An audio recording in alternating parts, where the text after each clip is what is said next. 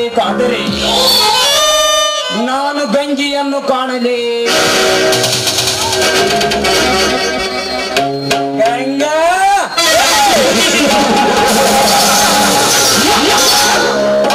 ಹೆಸರಿಗೆ ತಕ್ಕಂತೆ ಗಂಗಾ. ಗಂಗಾ ನನ್ನ ಗಂಡ ನಾನಾಗಬೇಕಾದ್ರೆ ಇಂದ್ರ ಲೋಕದಿಂದ ಇಳಿದು ಬಂದಿರುವ ನಿನ್ನ ಶಿವ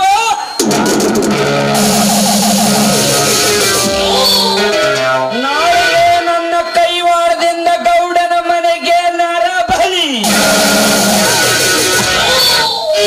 ಲೋಕಕ್ಕೆ ಸೋಪಾನ ಕಟ್ಟಿ ದಿಟ್ಟ ಹೆಜ್ಜೆಯನ್ನಿಟ್ಟ ಈ ಚಲುವನಾಗರ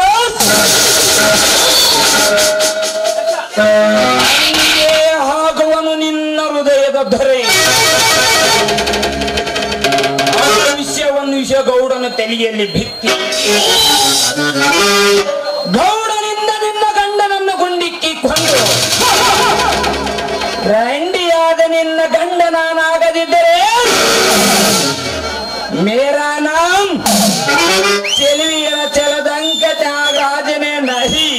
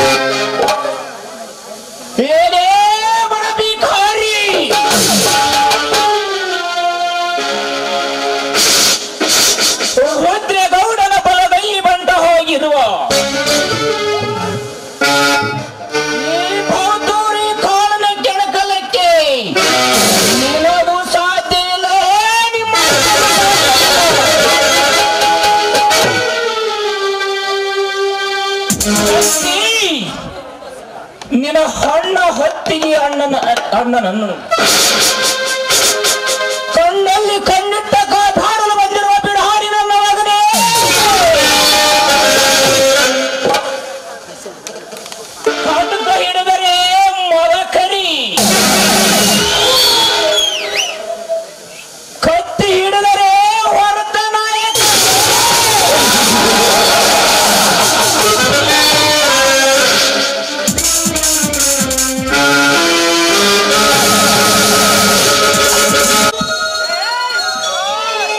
ಯಾರವರು ಕೈ ಬಿಡ್ಲಿ.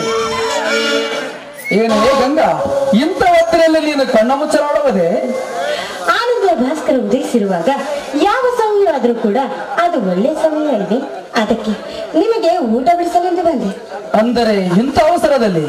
ಹೌದು, ಯಾಕೆಂದ್ರೆ ನಾನೀಗ ನಿಮ್ಮ ಮಗುವಿಗೆ ತಾಯಿ ಆಗ್ತಾ ಇದ್ದೀನಿ. ಹೌದೇ? ನೀನು ನನ್ನ ಮಗುವಿನ ತಾಯಿ ಆಗ್ತಾ ಇದೀಯಾ? ನಿನಗೇನು ಬಹುಮಾನ ಕೊಡಲ್ಲ ಗಂಗಾ? ಸ್ವಲ್ಪ ಸಮಾಧಾನ ಮಾಡ್ಕೊಳ್ಳಿ. ನೋಡಿ, ಜೀವನದ ಜ್ಯೋತಿಯಾಗಿ ಬೆಳಗುತ್ತಿರುವ ಈ ನನ್ನ ಬಾಳಿನಲ್ಲಿ ಇನ್ನೂ ಏನು ಕಾಣಿಕೆಯನ್ನು ಕೊಡೋದಕ್ಕೆ ಸಾಧ್ಯ? ಗಂಗಾ ಗಂಗಾ, ಎಂತ ಸಮೃದ್ಧ ಹೆಂಡತಿ ಸಿಕ್ಕಲೇ ನನ್ನ ಬಾಳಿಗೆ. ಬಿಸಿಲಿನಿಂದ ತತ್ತರಿಸಿರುವ ಈ ನಿಮ್ಮ ದೇಹಕ್ಕೆ ಮೊದಲು ಊಟವನ್ನು ಬಡಿಸುತ್ತೇನೆ. ಬನ್ನಿ. ಹಸಿವಿನ ತೃಂಗಿಸುವ ವಿಷಯವನ್ನೇ ನನಗೆ ಅರ್ಪಿಸಿರುವಂತ ಮೇಲೆ ನನಗೆ ತಗಬೇಕ ಗಂಗಾ ಊಟ. ಆ ಸೂರ್ಯನ ಮುಖವನ್ನು ಮರೆಯಾಗಿಸಿ ಸಿರಿಬಂಚಿನ ಮಾವಿನ ತೆನಿ ಬಾಗಿದ ಈ ಗಿಡದ ಬುಡಕ್ಕೆ ಅಡಿಪಾಯಿ ಹಾಕಿ ಕೂಡಿ ಹಾಡುವಾರೇ ನನ್ನ ಒಲವೇ.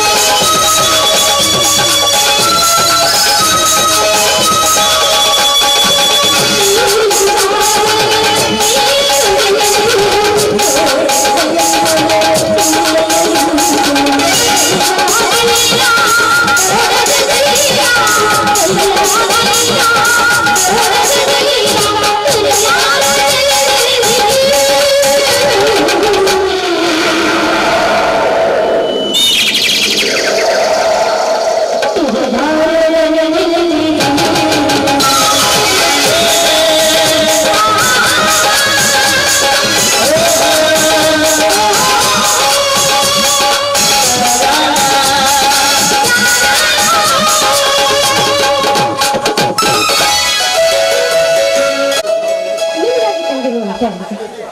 ಬೆಳ್ಸಾಗಿ ಊಟ ಮಾಡಿ. ಊಟ ಆಮೇಲೆ ಮಾಡುತ್ತೇನೆ ಗಂಗಾ. ಹೊಲದ ಬೆಳೆಯನ್ನು ಹಾಳು ಮಾಡುತ್ತಿರುವ ಈ ಗಿಡವನ್ನು ಕಡಿತೇನೆ.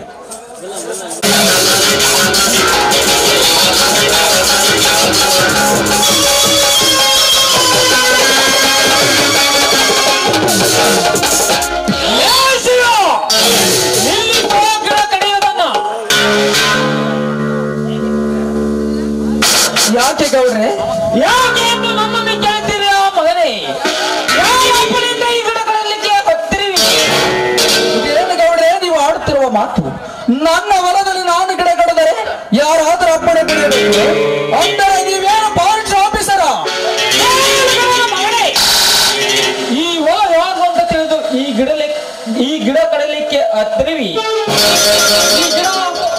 ಈ ಹೊಲ ನಂದು.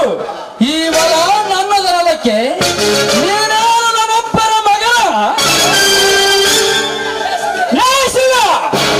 ಅಂದು ನಿನ್ನ ಮನೆತನ ಅಡಚಣೆಗಾಗಿ 20,000ಕ್ಕೆ ಕಲ್ಲು ಬಂದು ಕೊಟ್ಟು ಈಗ ತಿರುಗಿ ಬಿಡುವೆ ಮಗನೇ. ಏನ್ರಿ ನೀವು ಮಾತನಾಡುತ್ತಿರುವ ಮಾತು? ನಾನು ನಿಮಗೆ 20,000ಕ್ಕೆ ಹೊಲ ಬರೆದು ಕೊಟ್ಟಿದ್ದೇನಾ? ನಾನು ನಿಮ್ಮ ಹತ್ತಿರ ಸಾಲ ತೆಗೆದು ಕೇವಲ 1,000 ಮಾತ್ರ ಮಾತನಾಡಿ ತಂದಿರುತ್ತೇನೆ. ಅದನ್ನು ಬಿಟ್ಟು ಹೊಲವನ್ನು ಖರೀದಿ ಬರೆದು ಕೊಟ್ಟೆಂದು ಮಾತನಾಡುತ್ತಿರುವಲ್ಲ, ಯಾವ ರೈತರ ಗೋಣ ಮುರಿದು ನಾನು ಹಾಕಬೇಕೆಂದು ಮಾಡಿರುವೆ. ಗೋಣ ಮುರಿದು ನೇಣಾಕಾಕ ನಾವೇನು ಕಲೆಕ್ಟರ್ ಸಾಹೇಬ್ರಲ್ಲೋ ತಮ್ಮ.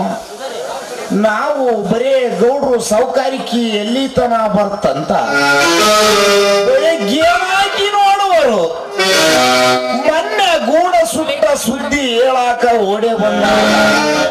20,000 ಸಾಲ ತೆಗೆದುಕೊಂಡು 25,000ಕ್ಕೆ ಹೊಲ ಬರೆದು ಕೊಟ್ಟಿಯಲ್ಲಪ್ಪ, ನಿಜ ಹೇಳು. ಕುಳಿಕೊಂಡವರಿ ಅನ್ಯಾಯವಾಗಿ ಈ ಬಡ ರೈತರ ರಕ್ತ ಕಿರಿಬಿಡಿ ಕಾಲಿಗೆ ಬೀಳುತ್ತೇವೆ. ನನ್ನ ಭೂತಾಯಿಯಾದ 20 ಸಾಲ ತೆಗೆದು ಬರ 1,000. 20,000 ಎಲ್ಲಿಂದ ತೆಗೆದುಕೊಂಡಿದ್ದೆ? ಅದಕ್ಕೆ 20,000ಕ್ಕೆ ಹೊಲ ಬರೆದು ಕೊಟ್ಟಂತೆ ಹೇಳಿದರೆ ಎಲ್ಲಿಂದ ತೀರಿಸಲಿ ನಿಮ್ಮ ಹೊಲವನ್ನು? ಸಾಯುವರೆಗೂ ನಿನ್ನ ತಮ್ಮನನ್ನು ನನ್ನ ಮನೆಯಲ್ಲಿ ದುಡಿದು ಮುಟ್ಟಿದ್ದೇನೆ. ಇಲ್ಲ, ಈ ಹೊಲ ನನ್ನದಲ್ಲ, ಗೌಡರಿಗೆ ಕರೆದು ಬಂದು ಕೊಟ್ಟಿದೆಂದು ನಿಜ ಎಂದು ಬಗಲು. ಹೊಲ ನನ್ನದಲ್ಲ ಬಂದು ಬೀಳುತ್ತಾರೆ ವಿನ ನನ್ನ ತಮ್ಮನ ಮಾತ್ರ ಇನ್ನ ಕೈಯಲ್ಲಿ ಹಾಳಾಗಿ ದುಡಿಸದಿದ್ದರೆ ಕೆಳಗಾಲ ಸಮೀಪಿಸಿದಳು ಈ ನಿನ್ನ ದೊಡ್ಡ ಸಂಸಾರ. ತಲಟಿ ಬಿಚ್ಚುವುದು ಇವನು ಸಾಲದ ಸಲುವಾಗಿ ಹೊಲ ಬರೆದು ಕೊಟ್ಟಿದ್ದು. ನೋಡ್ಸೋಣ, ಬೊಮ್ಮಶೆಟ್ಟಿನ ಸಾಲ ಅಂತ ಹೇಳಿ ಓದದ್ದು 5,000. ಒಟ್ಟಿಗೆ ಇಟ್ಟ ನೀಡುವ ಗೂಡು ಸುಟ್ಟು ಹೋಗಿದೆ, ಜ್ವರ ತೆಗೆದುಕೊಳ್ಳಬೇಕಾಗಿದೆ ಎಂದು ಹೇಳಿ ಓದದ್ದು 5,000. ಮನೆ ಪಟ್ಟ ಬೇಡಂತ ಹೇಳಿ ಓದದ್ದು 5,000. ಗೂಡಿ ಬೀಜ ಗೊಬ್ಬರಕ್ಕೆ ಅಂದರೆ 5,000. ಕುರಿ ತೆಗೆದುಕೊಳ್ಳಬೇಕಾಗಿದೆ ಎಂದು ಹೇಳಿ ಓದದ್ದು 5,000. ಇದಕ್ಕೆಲ್ಲ ತಿಂಗಳದಂತೆ ಬಡ್ಡಿ ಸೇರಿ 25,000 ಆಗಿದೆ. ಇದನ್ನು ತೀರಿಸಲಾಗುವುದ ಮೂಲಕ ಗುರು ಹಿರಿಯರ ಸಮಕ್ಷಮ ಊರಿನ ಮುಂದೆ ತೋಟವನ್ನು 25,000ಕ್ಕೆ ನಾನು ಸಂತೋಷವಾಗಿ ಇವರಿಗೆ ಬಿಟ್ಟ ಕೊಟ್ಟಿದ್ದೇನೆಂದು ಭೂತಾಯಿಯ ಸಾಕ್ಷಿ ಮಾಡಿ ಒಪ್ಪಿ ಬರದ ಕರಾರ ಪತ್ರವಿದೆಯಲ್ಲೋ ಶಿವನ.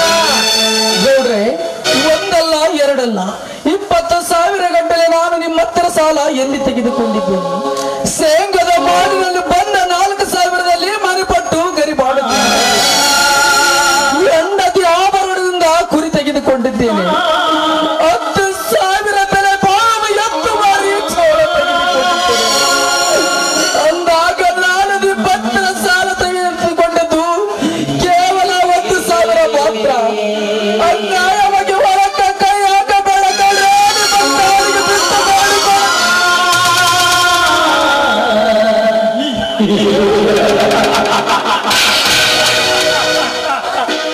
ಕಾಲಿಗೆ ಬಿದ್ದರು ಕೈನಗಾರಿ ಬಿಡವೆಲ್ಲ ಶಿವೆ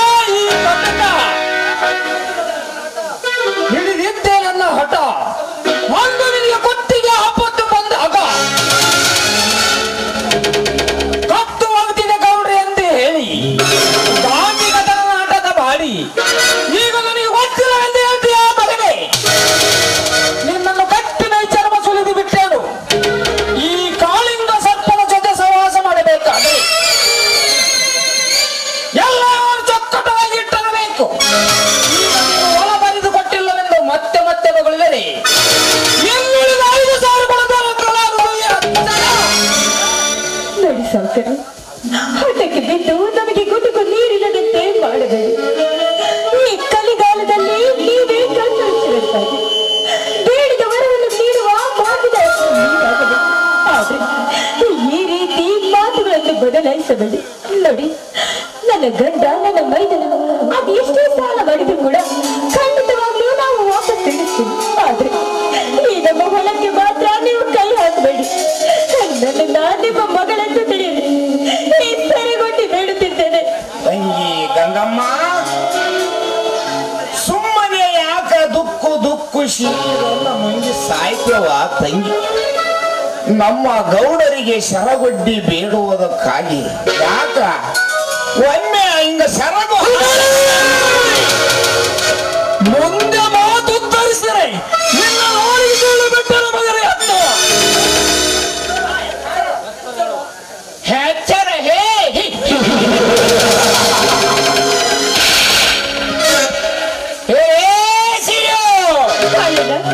ನಿಮ್ಮಂತ 100 ಪುಣ್ಯಗಳನ್ನು ಹಾದಿಗೆಯನ್ನು ಕಿತ್ತಿ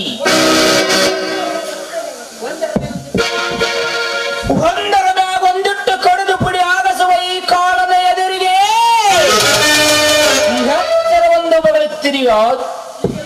ಈಗಿಂದ ಈಗ ನಮ್ಮ ಗಡಿ ಹಪ್ಪಣೆ ನೀಡಿದರೆ ಮತ್ತೆ ಆಗದಿಂಗೆ ಸೀಳಿ ಬಿಡುವ ನೋಡಿನ ಶರೀರವೇ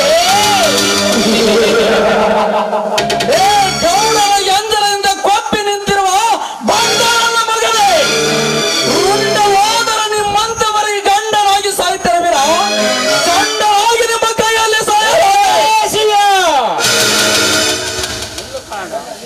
ನನ್ನ ಕಣ್ಣು ನೋಡಿ, ನನ್ನ ಗಂಡನಿಗೆ ಜೀವದಾನ ಮಾಡಿ ನನಗೆ ಪತಿ ಭಿಕ್ಷೆ ಸರಿ ಹಾಜೆ ಹಂಗೆ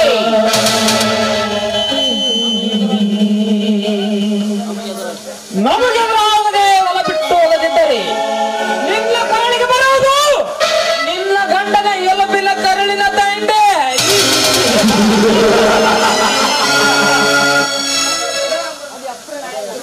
ತಿರ್ಗಾ ಮುರುಗ ಮಾತನಾಡಿದರೆ ಸದ್ಯ ತುಂಡಾಗುತ್ತವ ನಿನ್ನ ಗಂಡನ ಸೊಂಡಿ.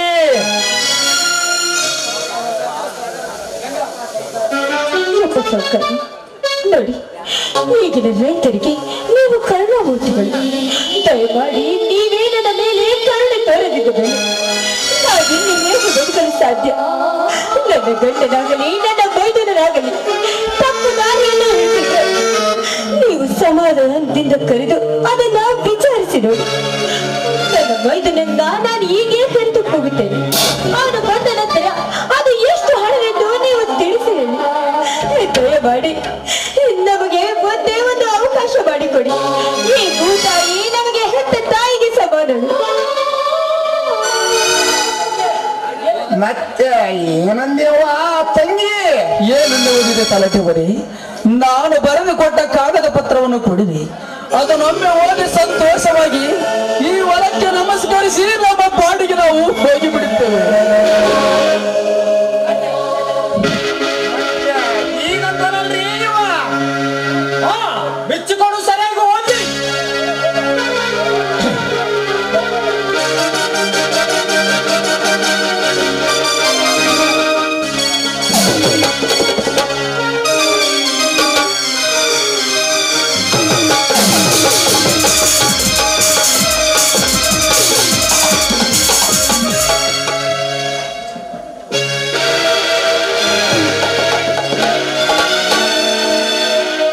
ಇದೇನು ಗೌಡ, ನನ್ನ ಸಾಲದ ಬಗ್ಗೆ ಬರೆಸಿಕೊಂಡ ಗಂಭೀರ ಪತ್ರ.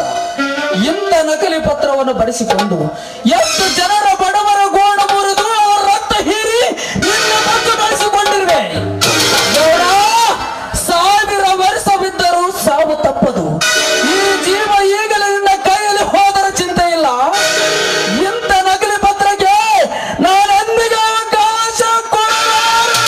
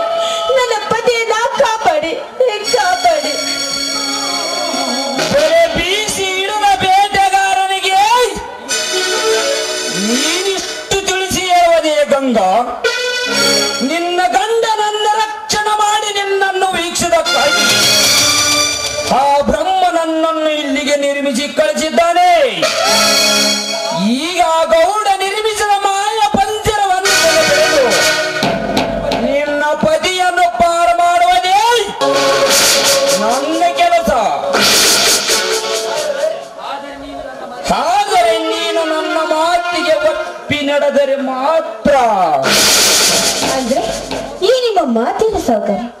ಇಷ್ಟೂ ತಿಳಿದಿಲ್ಲವೇ ನಿನಗೆ? ನಕ್ಷತ್ರಗಳ ಹೆಸರಿನಿಂದ ಉದಯಿಸಿ ಬರುವ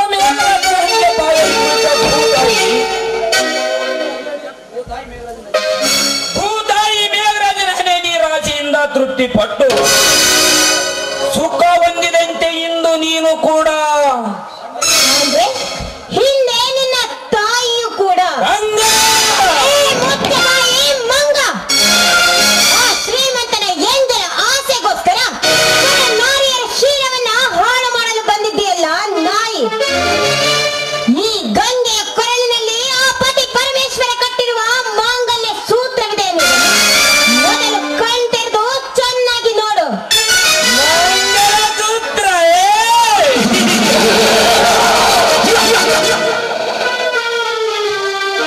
ಚಂಗುಲಾಬಿಯಂತಿರುವ ನಿನ್ನ ಕೊರಳಿಗೆ ಅರ್ಪಿತವಾಗುವುದು ಆ ನಿನ್ನ ಗಂಡನ ಸೂತ್ರವಲ್ಲ, ಈ ನಾಗರಾಜನ ಸೂತ್ರ. ಬೀಳದ ಬೆನ್ನಟ್ಟಿ ಕಾಡುವ ಗೌಡನ ಬಲಿಯಿಂದ ಪಾರಾತ್ಮಕನ ಆಸೆ ಇಚ್ಛೆ ನಿನಗಿದ್ದರೆ, ತಪ್ಪದೇ ಮೈಸುಕ ನೀಡನ ಆಸೆ ಇಚ್ಛೆ ನಿನಗಿದ್ದರೆ ಗಾಸಿಯಾಗಿ ಈಗ ನೀನು ಬೀಳುವೆ ಈ ನಾಗರಾಜನ ಬಲಿಯಲ್ಲಿ. ಅಂದ್ರೆ ನೀನು ಕೂಡ ಗೌಡನ ಜೊತೆಯಲ್ಲಿ ಸೇರಿ ಎಂತ ಕೆಲಸವನ್ನ ಮಾಡ್ತಾ ಇದೀಯ ಅಂತ ಆಯ್ತು. ಮಾಡುವುದಷ್ಟಲ್ಲ ಗಂಗಾ, ಮಾಡೇ ಮುಗಿಸಿ ತೀರೆಂದ ಗೌಡನನ್ನು ನಿನ್ನರಿಗೆ ಕಳಿಸಿಕೊಟ್ಟಿದ್ದಾನೆ.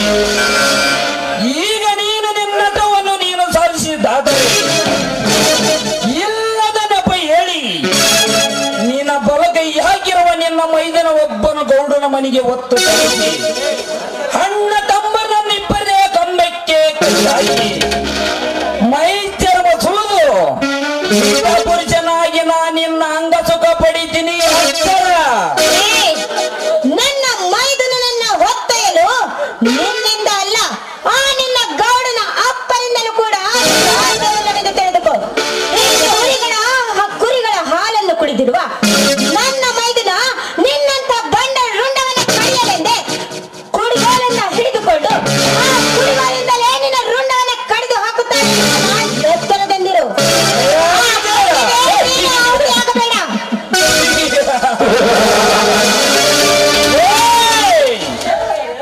ನನಗೆ ಎತ್ತರ ಹೇಳುವ ಉದ್ದ ಶಿವನ ಕಳ್ಳ ಕಟ್ಟಿದ ತಾಳಿ ಎತ್ತರ.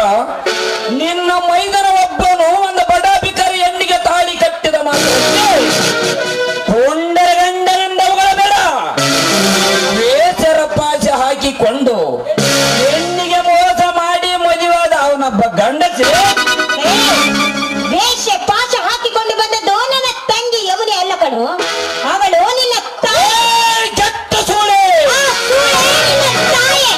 ಪವಿತ್ರ ನದಿಯಾಗಿರುವ ಗಂಗೆ ಯಮುನೀರ ಹೆಸರಿನಲ್ಲಿ ಬಾಳಬೇಕಂದಿರುವ ಏಷ ಎಣ್ಣೆ ಕೆಸರಿನ ಕಮಲದಲ್ಲಿ ಉದಯಿಸಿ ಬಂದಿರುವ ನನ್ನ ತಾಯಿಗೆ ನಿನ್ನೆ ನುಡಿ ಆಡಿವೆಯ ರಂಡೆ. ನಿನ್ನಂತ ನೂರಾರು ಚಂದೋಳ ಚೆಲುವಿರ ಪರಿಮಳಿರಬೇಕೆಂದು ಹಂಬಲಿಸಿರುವ ಈ ದುಂಬಿಗಂತ ನಾಗರಾಜನಿಗೆ ಸತ್ಯವಾಗಿ ಮಾತನಾಡಿದರೆ ವಿಷ ಕಾರ್ಯ ಹರಿಬಿಡಿವೆ ನಿಮ್ಮನ್ನು. ನೀನು ವಿಷದಿಂದ ಕಲ್ಮಶಗೊಳಿಸಿದ್ದೆ ಆದ್ರೆ ಆ ವಿಷವನ್ನ ಕುಡಿದು ವಿಷಕಂಠನಾಗಲು ಬಂದೇ ಬರ್ತಾನೆ ನನ್ನ ಗಂಡ. ಹಿಂದೊಮ್ಮೆ ಕ್ಷೀರ ಸಮುದ್ರ ಮಂಥನ ಮಾಡುವಾಗ ಸರ್ಪದ ವಿಷದಿಂದ ಇಡೀ ಜಗತ್ತೇ ಸರ್ವನಾಶವಾಗುತ್ತದೆ. ವಿಷವನ್ನ ಕುಡಿದು ಈ ಜಗತ್ತಿಗೆ ಅಮೃತ ವಿಷಕಂಠನಾದ ಆ ಮಾತೆ ಸಾಕ್ಷಿಯಾಗಿದೆ. ನಿನ್ನಂತ ಸೂಳಿಗೇನು ಗೊತ್ತು ಆ ಪರಮಾತ್ಮನ ಕತೆ? ನಿನ್ನಂತ ಸೂಳೆ ಮಗನಿಗೇನು ಗೊತ್ತು ಆ ಪರಮೇಶ್ವರನ ಕತೆ? ಗಂಗಾ ಮಾತಿಗೆ ಮಾತು ಬೆಳೆಸಿ ಕೃಷ್ಣನ ಜಾದಾಟ ನನ್ನ ಮುಂದೆ ಸುಮ್ಮನೆ ನನ್ನ ಮಾತು ಮಂಡಿಸಿ ನಿನ್ನ ಗಂಡ ನನ್ನ ಮೋಸ ಎಸೆದ. ನಿನ್ನ ಚಂಡ ಸಪ್ಪಿಗೆ ಹೂವು ನನ್ನ ಅಡಿಗೇರಿಸು ಪೂಜಿಸು.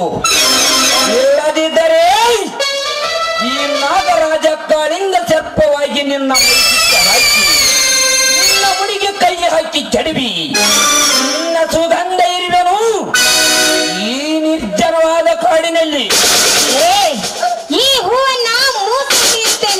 ಮುಂದಕ್ಕೆ ಬಂದು ಈ ನಿನ್ನ ಕಾಲಡಿಯಲ್ಲಿ ನನ್ನ ಹೂವನ್ನು ಇಡೋದೇ ಆದ್ರೆ ಆ ಹೂವೇ ನಿನ್ನ ಹಾವಾಗಿ ಕಚ್ಚುತ್ತದೆ, ನೆನಪಿರಲಿ.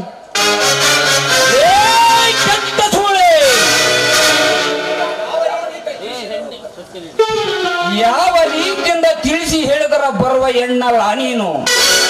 ಈಗ ನಿನ್ನ ಕೋಮಲ ಕೆನ್ನೆ ಮೇಲೆ ಬಲವಾದ ನಾಗರಾಜನೆಂಬ ನಾನು ಮೂಡಿಸುವೆ ನನ್ನ ದಂತಾಕ್ಷರಗಳಿಂದ. ಪಾಪಿ, ಕೈ ಬಿಡೋ ರಾಕ್ಷಸ. ನೋಡು, ಹೆಣ್ಣೆಂದರೆ ಏನೆಂದು ತಿಳಿದುಕೊಂಡಿದ್ದೀಯ? 64 ಕೋಟಿ ರಾಕ್ಷಸರನ್ನ ಒಂದು ಹೆಣ್ಣು ಎನ್ನುವುದನ್ನ ಮರಿಬೇಡ. ಅದರಂತೆ ಈ ಹೆಣ್ಣನ್ನ ನೀನು ಕೆಣಕೋದಕ್ಕೆ ಬಂದಿದ್ದೆ ಆದ್ರೆ ನಿನ್ನ ದಂತಕಾಂತಿಯಿಂದ ನಿನ್ನ ಹೆಸರನ್ನ ಮೂಡಿಸೋ ಮೊದಲೇ ನನ್ನ ಕಾಲಲ್ಲಿರುವ ಚಪ್ಪಲಿಯಿಂದ ನಿನ್ನ ಹಣೆಯಲ್ಲಿ ಗರತಿ ಎನ್ನುವ ಅಕ್ಷರವನ್ನು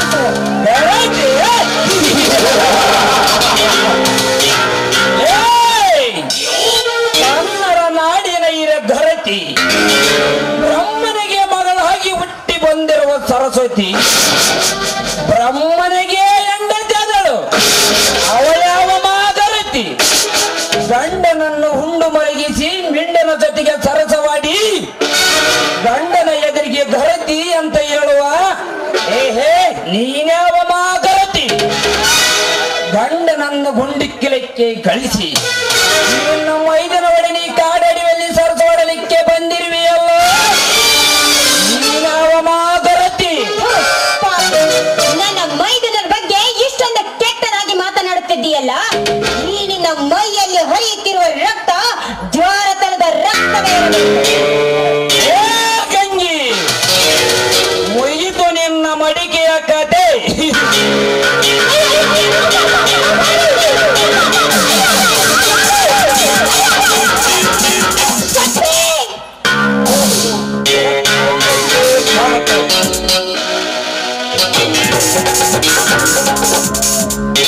ಯಾಕಮ್ಮ ಕಣ್ಣಲ್ಲಿ ನೀರು? ಕಾಡಡಿಗೆ ಬಂದು ನನ್ನ ಕೂಗಿದ್ದೀಯಲ್ಲ, ಏನು ವಿಷಯ? ಯಾಕಮ್ಮ ನಾನು ನಿನ್ನ ಜೊತೆ ಮಾತನಾಡಿದರೆ ಕಣ್ಣಲ್ಲಿ ನೀರು? ಹೇಳು, ನಿನಗೆ ಬಂದಿರುವ ಆಪತ್ತೇನೆಂದು? ಯಾರಾದರೂ ಬೈದರೆ ಹೊಡೆದರೆ ಎಲ್ಲಕ್ಕೂ ಆಕೆ ನನ್ನ ಮಗನೇ ಹೇಳಮ್ಮ. ಈಗಲೇ ಆ ಜಾಣನೆದ ಗುಂಡಿಗೆ ಸೇರಿ ವಿಷ ರಕ್ತವನ್ನೇ ಕೊಡು ಬರ್ತೇನೆ.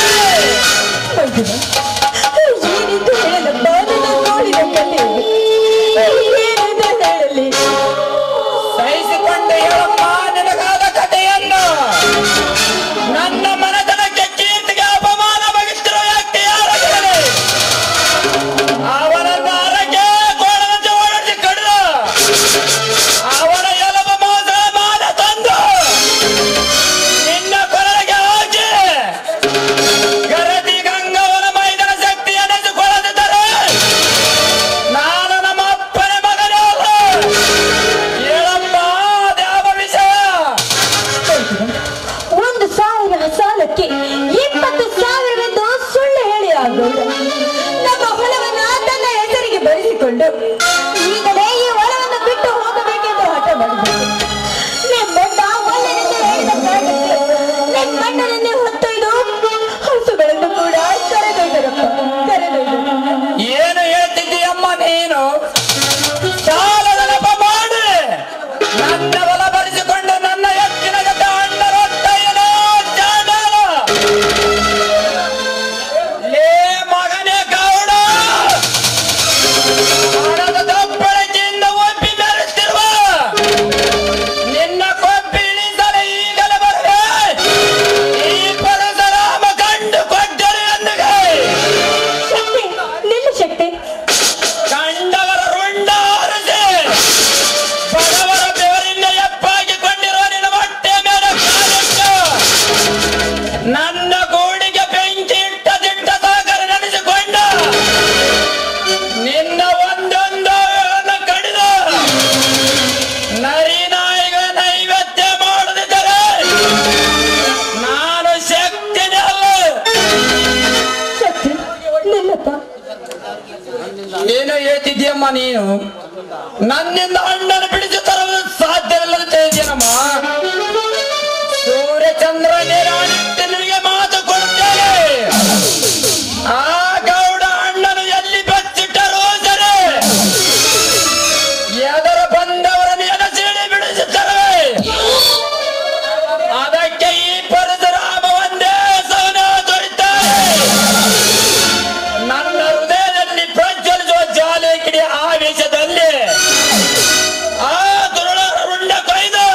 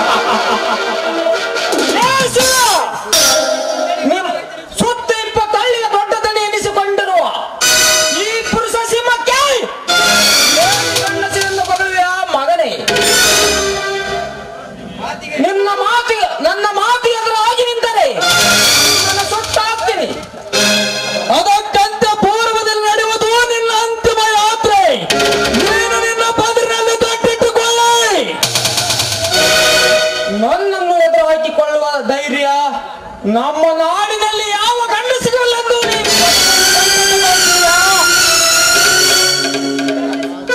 ಈ ಕೆರಳಿದ ಸಿಂಹಕ್ಕೆ ಎದುರಾಗಿ ನಿಲ್ಲಬೇಡ. ಈ ಹುಲಿಗೆ ಬಲಿಯಾಗುನೆಂದು ನೀ ಪಣ ತೊಟ್ಟದೆ ಅಂಗಾಂಗರ ಕೈಲಿ ಸಿಕ್ಕ ಸಂಗೊಳ್ಳಿ ರಾಯಣ್ಣ, ಸಿಂಧೂರ ಲಕ್ಷ್ಮಣ, ಮಹಾತ್ಮ ಗಾಂಧೀಜಿ ಅಂತಾಗುವುದು ನಿನ್ನ ಸ್ಥಿತಿ. ಅವರಂತೆ ಸತ್ತು ಹೋಗುವುದು ನಮ್ಮ ನಾಡಿನ ವೀರನ ಕೆಲಸ. ಬೇಡಿದಂತೆ ಮೋಸ ಮಾಡಿಕೊಳ್ಳುವುದು ನಿಮ್ಮಂತ ಸಂತರ ಕೆಲಸ. ಅಂದು ಆಂಗ್ಲರ ನಾಡಿಗಾಗಿ ಹೋರಾಡಿ ಪ್ರಾಣಾರ್ಪಣೆ ಮಾಡಿಲ್ಲ. ಇಂದಿಗೆ ಅವರ ಹೆಸರು ಭಾರತದಲ್ಲಿ ಭೂಪಟದ ಅಚ್ಚರಾಗಿ ಉಳಿದಿದೆ.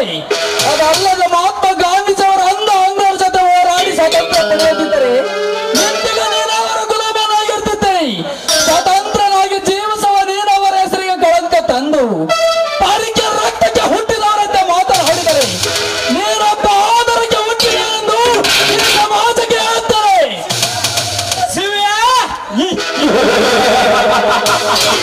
ಮಾತಿನಲ್ಲಿ ಮರ್ಯಾದಿಟ್ಟು ಮಾತನಾಡಿದೆ.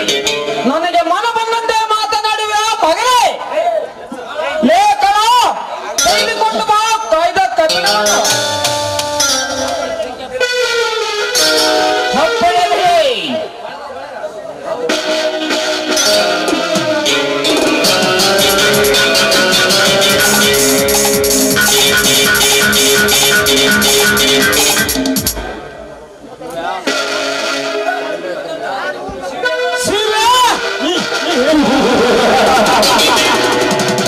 ಅಂತ ಹೋರಾಡಿ ಕೊಡುವ ವೀರ ಪುರುಷನಿಗೆ ಜನ್ಮ ನೀಡಿದ ಈ ಜನ್ಮದಾತನಿಗೆ ಆದರಕ್ಕೆ ಹುಟ್ಟಿದನೆಂದು ಬಗಲುವೆಯ ಮಗನೇ. ನೀ ಹುಟ್ಟಿದ ಕಾಲದಲ್ಲಿ ನಿನ್ನ ಆರಿಕೆಗೆ ಆರುವಿಲ್ಲದೆ ಬಾಳಂತಿಯಾದ ನಿನ್ನ ತಾಯಿ ನನ್ನಂತ ಶ್ರೀಮಂತ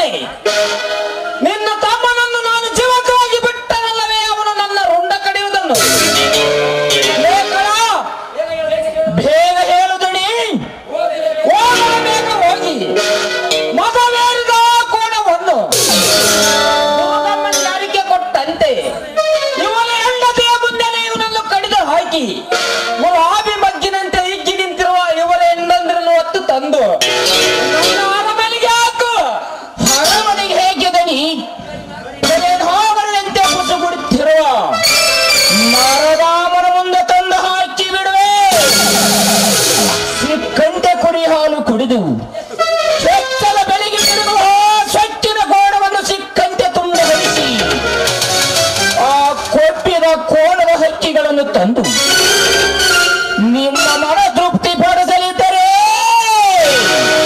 ನಾವು ಯಾಕನಿಸಿಕೊಳ್ಳಬೇಕರಿ ಕರೆ ಕೊಡ್ಲಿಕ್ಕ ಬಾಯಣ್ಣು ಬೇಕಾದ ಪಂಜರದ ಹಾಕಿ ಬಚ್ಚಿ ಇಟ್ಟರೆ ಸರಿ. ಆ ಪಂಜರದ ಒಂದೊಂದು ಹೆಸರನ್ನು ಸೀಳಿ ಹಾಕಿ ಆ ಸುಂದರ ಹೆಣ್ಣನ್ನು ಹಣ್ಣಂತೆ ಹೊತ್ತು ತಂದು ನಮ್ಮ ಗೌಡರಿಗೆ ಉಣಬಡಿಸಲಿದ್ದರೆ ನನ್ನ ಹೆಸರು ಖರೆ ಕೊಡ್ಲಿಕ್ಕೆ ನಾಯಿ ಹೇ ಅನ್ನದಾಸಗಳು ಬಿತ್ತು ಇವರ ಮನೆ ಬಾಗಿಲ ಕಾಯುವ ನಾಯಿ. ನೀನು ಈ ಆಸೆ ಕೆಲಸ ಮಾಡುವುದಾದರೆ ಮೊದಲು ನನ್ನ ಮುಗಿಸಿ ಹೋಗಲೇ. ಆ ದುಷ್ಟ ಕೆಲಸ ನನ್ನ ಗಂಡಿಗೆ ಕಾಣಬಾರದು. ಶಿವಣ್ಣ, ಮೊದಲು ನಿನ್ನ ಕಥೆ ಮುಗಿಸಿ ಬಿಟ್ರ ಕವಿಗಳು ಹೆಂಗ ರಚಿಸಬೇಕಪ್ಪ ನಿನ್ನ ಕವನ? ಕುಲಕರ್ಣಿ, ಉಚ್ಚ ಬ್ರಾಹ್ಮಣನ ಮನೆತನದಲ್ಲಿ ಜನಿಸಿ ಏಸಿಗೆ ತಿನ್ನುವ ಕೆಲಸ ಮಾಡ್ತೀರಲ್ಲ. ನೀನು ಈ ಕೆಲಸ ಮಾಡುವುದಾದರೆ ನಿನ್ನ ಮಗಳು ತಂದಾಕಬೇಕಿತ್ತಲೇ. ಸಮಾಜದಲ್ಲಿ ಗಂಡು ಸಹಜ ಬಾಳುತ್ತದೆ. ಗೌಡ, ಎಂತ ಮಾತನಾಡಿಸಿ ಬಿಟ್ರಿ ಈ ಲುಚ್ಚ ನನ್ನ ಮಗನ ಕಡೆಯಿಂದ? ಕುಲಕರ್ಣಿ, ಮಾತಿಗೆ ಮಾತು ಬೆಳೆಸುತ್ತ ನಿಂತರೆ ನಮ್ಮ ಕಾರ್ಯವೆಂದು ಕೈಗೊಳ್ಳಲಾರದು. ಲೇ ಕರಿಯ ಮರಿಯ, ಏನು ನೋಡ್ತಿರ್ಲೇ ಇವನನ್ನ? ಸರಿಯಾಗಿ ಹಿಡಿದು ನಿಲ್ಲಿಸಲೇ ಇವನನ್ನ. ನನ್ನ ಮೇಲೆ ಕೆಟ್ಟ ಕಣ್ಣಿಟ್ಟ ಇವನ ಕಣ್ಣು ಕಿತ್ತೆ ಹಾಕ್ತೀನಿ.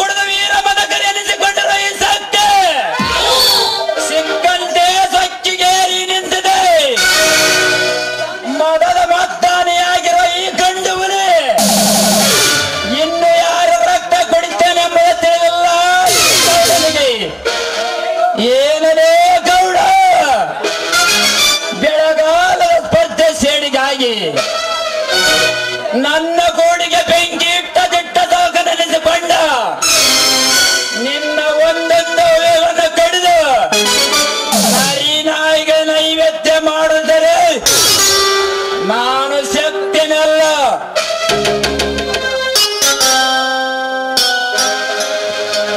ಅತ್ತಿಗೆ ಹೋಗಿ ಬರ್ತೇನೆ.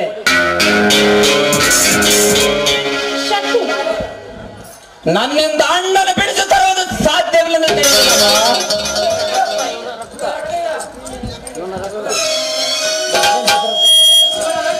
ಇವನ ರಕ್ತ ಹೀರಿ ಪ್ರಾಣ ತೆಗೆದಾಗದೆ ನಿಜವಾದ ನನಗೆ ಮತ್ತೆ ಹೇಳಮ್ಮ, ಯಾವ ರೀತಿ ಓಡಾಡಿಸಿ ಕಡಿದ ಬೇಟೆಯನ್ನ ನನ್ನ ಗೂಡಿಗೆ ಬೆಂಕಿ ಇಟ್ಟ ಇವನ ತಲೆ ಕತ್ತರಿಸಿ ಹಾಕಲು ಅಣ್ಣನ ಕಣ್ಣುಗಳ ಕಿತ್ತಿದವನ ಕೆಟ್ಟ ಕೈಗಳನ್ನ ಕತ್ತರಿಸಿ ಹಾಕಲು ಇಲ್ಲ ರೈತರಲ್ಲಿ ರಕ್ತ ಕಣ್ಣೀರಿಸಿದವನ ಕಣ್ಣುಗಳನ್ನು ಕೇಳಲು ಇಲ್ಲ ಬಡವರ ರಕ್ತ ಕುಡಿದು ಕೊಪ್ಪಿನಿಂದ ಇವನ ದೇಹ ಹಿಂಭಾಗ ಮಾಡಲು ಇಲ್ಲ ನನ್ನ ಆಸ್ತಿಯಲ್ಲಿ ಕಾಲಿಡುತ್ತಿರುವವನ ಕಾಲುಗಳ ಕತ್ತರಿಸಿ ಹಾಕಲು ಇಲ್ಲ ಇವನ ಎದೆಗುಂಡಿಗಳ ಸೀಳಿ ಬಿಸ ರಕ್ತವನ್ನು ಕುಡಿದು ಮನ ಶಾಂತಿ ಮಾಡಿಕೊಳ್ಳಲಿ. ಹೇಳು. ನಿಲ್ಲ ಸತ್ತಿ ನಿಲ್ಲ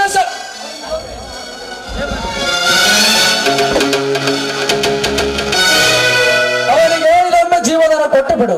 ಮನುಷ್ಯನಾದರೆ ತಿಳಿದುಕೊಳ್ಳಲಿ, ಈ ಸಮಾಜದ ಕೊಲೆ ಮಾಡಿದರೆ ನನಗೆ ನನ್ನ ಆಣೆಯಾಗಿದೆ. ಎಂತ ಘಾತ ಮಾಡಿಬಿಟ್ಟೆ ಅಣ್ಣ, ಎಂತ ಘಾತ ಮಾಡಿಬಿಟ್ಟೆ. ನಿನ್ನ ಕಣ್ಣು ಕಿತ್ತಿಸಿದರು ನಾವಿದ್ದರು ಏನು ಲಾಭ? ತಮ್ಮನಾಗಿ ಹುಟ್ಟಿ ಬಂದದಕ್ಕೂ ಸಾರ್ಥಕವಾಗಲಿಲ್ಲ. ತಮ್ಮನು ಗಂಡನೆಯ ಪುಂಡನೆಂದು ಹೇಳಿದ ನೀನು ಎಂದು ನಿನ್ನ ಮಾತಿಗೆ ಚಂಡನಾಗಿ ಬಿಟ್ಟಿ ಅಣ್ಣ, ಚಂಡನಾಗಿ ಬಿಟ್ಟೆ. ಶಕ್ತಿ ನಿನಗೆ ಇಷ್ಟೊಂದು ಹಠ ಬೇಡ. ನಿಮ್ಮ ಅಣ್ಣನವರ ಮಾತನ್ನು ಕೇಳಿ ನಡಿ ಮನೆಗೆ ಹೋಗೋಣ. ಅಣ್ಣನ ಕಣ್ಣು ಕಳೆಕೊಂಡು ಚಂಡನಾಗಿ ನಾನಂತ ಬರಲಮ್ಮ ಮನೆಗೆ. ಇಲ್ಲ ಇಲ್ಲ ಇಲ್ಲ, ಈ ಲಂಚಕೋರ ಚಾಂಡರ ರುಂಡ ತೆಗೆದೆ ಮನೆಗೆ ಬರಲಾರೆ. ನೋಡಿ, ಇಂಥ ಮಾತನ್ನ ಕೇಳಬೇಕು. ಈಗ ನಿಮ್ಮ ಅಣ್ಣನವರನ್ನ ಆಸ್ಪತ್ರೆಗೆ ಕರೆದೊಯ್ಯಬೇಕು.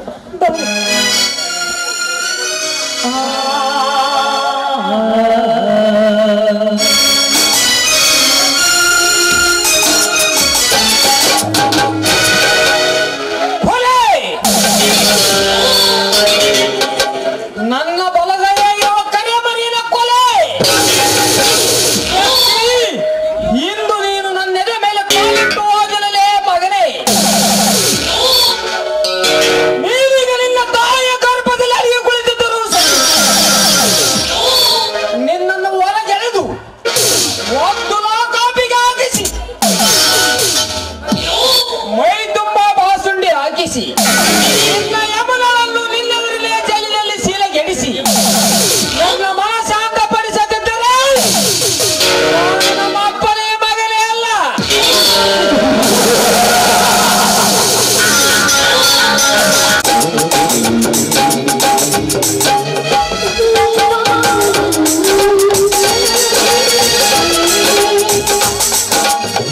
ಶಕ್ತಿ ನಿಲ್ಲು.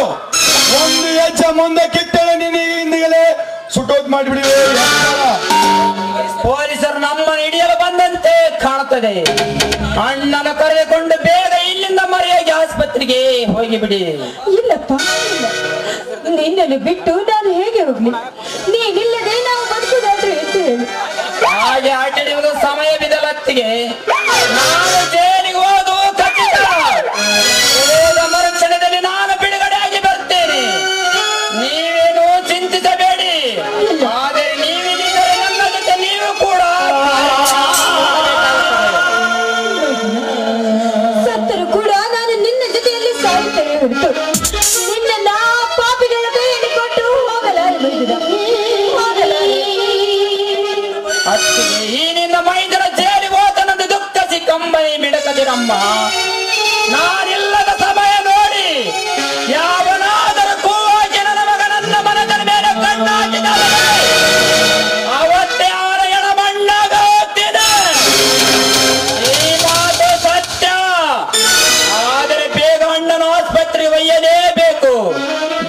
ಬೇಗನೆ ವೈಯಕ್ತಿಗೆ ಪೊಲೀಸರು ಈ ಕಡೆನೇ ಓಡಿ ಬರುತ್ತಿದ್ದಾರೆ.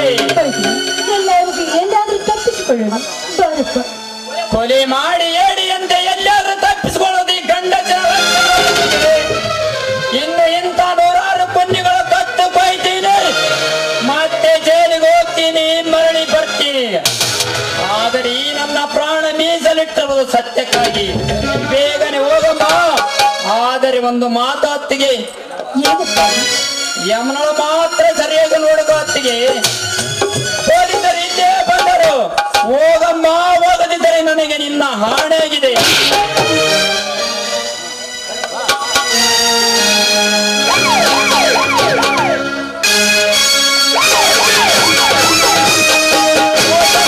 ಇನ್ಸ್ಪೆಕ್ಟರ್, ಮೋಸ ಮಾಡಿದೆ. ಮೋಸ ಮಾಡಿದಷ್ಟೇ ಏಕೆ? ಏಡಿ ಅಂತ ತಪ್ಪಿಸಿಕೊಂಡು ಓಡಿ ಹೋಗುವ ನಿನ್ನ ರಕ್ತ ಭೂಮಿಗೆ ಹರಿಸಿ ಎಚ್ಚರ. ಯಾರನ್ನ ಬಂದಿದ್ದೆ ಇನ್ಸ್ಪೆಕ್ಟರ್? ನಿನ್ನಿಂದ ತಪ್ಪಿಸಿಕೊಂಡು ಓಡಿ ಹೋಗಲು ನಾನೇನು ನಿನ್ನಂತ ಏಡಿಯಲ್ಲ. ಸಮಾಜಕ್ಕೆ ಅನ್ಯಾಯ ಬಗೆದವರನ್ನು ಇಂಥ ನೂರಾರು ಮಂದಿ ಕೊಲೆ ಮಾಡ್ತೀನಿ, ಮತ್ತೆ ಜೈಲಿಗೆ ಹೋಗ್ತೀನಿ, ಮರಳಿ ಬರ್ತೀನಿ. ಆದರೆ ಲಂಚ ತಿಂದ ಕ್ಯಾನ್ಸರ್ ಆಗಿ ಈ ವ್ಯಕ್ತಿಗೆ ಅಲ್ಲದ ಅಪಶಬ್ದ ಮಾತನಾಡಿದರೆ ನ್ಯಾಯ ದೇವತೆ ಎಂತಿರುವ ನಿನ್ನ ಕಾಕಿ ಬೆಟ್ಟನ ಕಳಿಸಿ ನಿನ್ನ ಮೈ ಚರ್ಮ ಸುರಿಯಬೇಕಾಗುತ್ತದೆ. ಹುಚ್ಚರ್, ನೀನೊಬ್ಬ ಕಾನೂನು ಕಾಪಾಡುವ ಇನ್ಸ್ಪೆಕ್ಟರ್ ಅಂತೆ ಸುಮ್ಮನೆ. ಲೇ, ನನಗೆ ಎದುರಾಗಿ ನಿಂತು ಮಾತನಾಡುವ ಮಗನೇ, ಏನು ಮಾಡ್ತೀರಿ? ಇವನನ್ನು ಅರೆಸ್ಟ್ ಮಾಡಿ. ಏನಲ್ಲಿ ಆಡಗಲ ಬಿದ್ದಿರೋಣ ಮನೆಗೆ ಪ್ರವೇಶಿಸಿ ಕರಿಯ ಮಗನನ್ನು ಕೊಲೆಗೈದು ನನಗೆ ಸೊಕ್ಕಿಲಿಂದ ಮಾತನಾಡ್ತೀರಾ? ನಿನ್ನಂತ ಡಕಾಯಿತರಿಗೆ ಇದೇ ನನ್ನ ನಿನ್ನಿಂದ ತಪ್ಪಿಸಿಕೊಂಡು ಓಡಿ ಹೋಗಲು ನಾನು ನಿನ್ನಂತ ಹಿಡಿಯಲ್ಲ. ಕೈಯೊಟ್ಟು ನಿನ್ನ ಹೊಡೆದ ನನಗೆ ಸಮಾನ. ಆದರೆ ನೀನೊಬ್ಬ ನಿಷ್ಠವಂತ ಅಧಿಕಾರಿ ಆಗಿದ್ದರೆ ಮೊದಲಿನಿಂದ ನ್ಯಾಯ ಅನ್ಯಾಯ ವಿಚಾರಿಸಬೇಕಾಗಿತ್ತು. ನನ್ನ ಅಣ್ಣನು ಯಾವ ಆಧಾರವಿಲ್ಲದೆ ಕಟ್ಟಿ ಹಾಕಿ ಸಿಕ್ಕಂತೆ ಬರಿಯಟ್ಟು ಕೊಟ್ಟು ಕಣ್ಣು ಕೂಡ ಕಿತ್ತನಲ್ಲ ಈ ಗೌಡ. ಆವಾಗ ಎಲ್ಲಿ ಹೋಗಿತ್ತು ನಿನ್ನ ಪೊಲೀಸ್ ಬೆಲ್ಟ್? ನಿನ್ನ ಪೊಲೀಸ್ ಸ್ಟೇಷನ್ ಎದುರುಗಡೆ ಗಂಡದಿ ಕರಿತಾಳನ್ನು ಶೀಲ ಗಡಿಸಿ ನಾನೇ ಗಂಡನಿಂದ ನಿನ್ನ ಜೊತೆ ಸ್ನೇಹ ಕಟ್ಟಿ ಮೆರಿತಿರಲ್ಲ. ಆವಾಗ ಎಲ್ಲಿ ಹೋಗಿತ್ತು ನಿನ್ನ ಪೊಲೀಸ್ ಬೆಲ್ಟ್? ಅದನ್ನೆಲ್ಲ ಕಾಲ ಕೆಳಗೆ ಹಾಕಿ ಕುಳಿತು ಈ ಗೌಡ ಕೊಟ್ಟ ಲಂಚಕ್ಕೆ ಕೈ ಹೊಡಿಸಿದಲ್ಲ. ನೀ ತೊಟ್ಟ ಪವಿತ್ರ ತಾಯಿಗೆ ಲಂಚಕ್ಕೆ ಕೈ ಹೊಡಿಸಿದಲ್ಲ. ನೀನಂತ ಬಂಡ ಸೋಳೆ ಮಗ. ಇನ್ಸ್ಪೆಕ್ಟರ್, ಇದು ಎಂತ ಅವಮಾನದ ಮಾತು?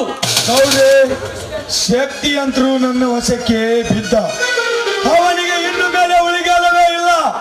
ಶಕ್ತಿ ನೆನೆಸಿಕೋ ನಿನ್ನ ಮನೆ ದೇವರನ್ನು. ಬೀಸಿ ಅರೆಸ್ಟ್ ಮಾಡಿ ನೋಡಿ ಅವನನ್ನು. ಗೌಡ, ಈ ಶಕ್ತಿ ಜೈಲಿಗೆ ಹೋದನನ್ನು ತಿಳಿದು ಏನಾದರೂ ನನ್ನ ಮನತನಕ್ಕೆ ದ್ರೋಹ ಬಗೆದಾದರೆ ನೀನು ನಿನ್ನ ತಾಯಿ ಗರ್ಭದಲ್ಲಿ ಅಡಗಿಕೊಂಡು ಕುಳಿತಿದ್ದರು ಬಿಡುಗಡೆ ಆಗಿ ಬಂದು ನಿನ್ನ ತಾಯಿ ಗರ್ಭವನ್ನೇ ಹರಿದು ಹಾಕಿ